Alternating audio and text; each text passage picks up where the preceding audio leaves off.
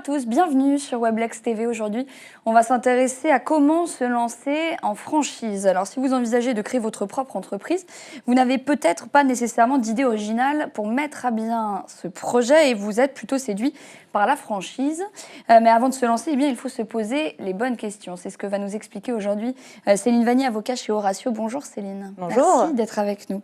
Alors tout d'abord, est-ce que vous pouvez nous rappeler qu'est-ce qu'une franchise ?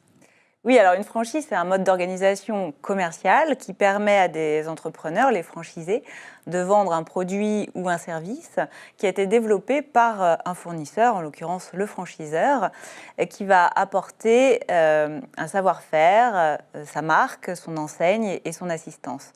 Il faut savoir qu'en France, il existe plus de 2000 franchises pour plus de 70 000 points de vente. Autant dire qu'il y a un large choix pour quelqu'un qui veut se lancer en franchise. Justement, quels peuvent être les critères de choix ?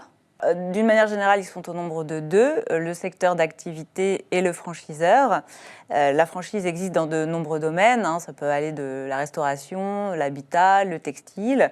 Il faut donc faire un choix en fonction de ses appétences, ses compétences et ses envies. À ce titre, une étude de marché est nécessaire pour révéler les points forts et les points faibles du secteur choisi en termes d'activité et de zone géographique. Et l'autre critère ?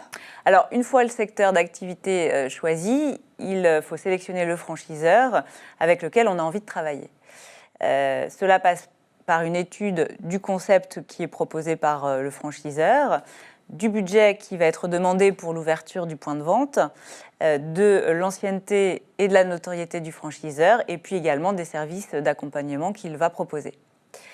Une étude de terrain est également nécessaire puisque c'est en rencontrant les franchisés de l'enseigne que le futur franchisé va pouvoir cibler effectivement la franchise et ce qu'il recherche. Créer un point de vente en franchise, c'est aussi créer une entreprise finalement. Oui, tout à fait. Le futur franchisé n'échappera pas aux différentes étapes de la création d'entreprise, puisqu'il est avant tout un entrepreneur indépendant, propriétaire de son fonds de commerce et de sa clientèle. Il va donc falloir qu'il élabore un business plan, qu'il choisisse sa structure juridique, etc.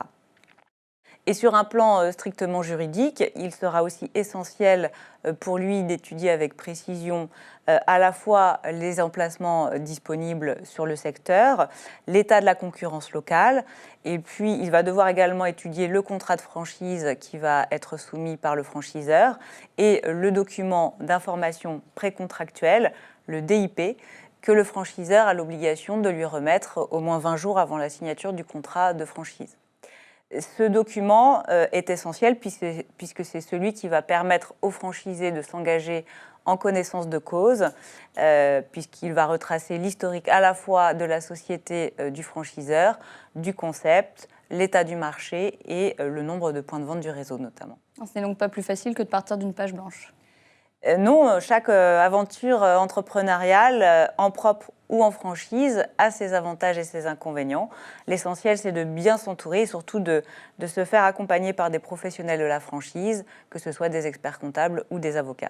Merci Céline pour vos explications et on se retrouve très bientôt, toujours sur Weblex TV.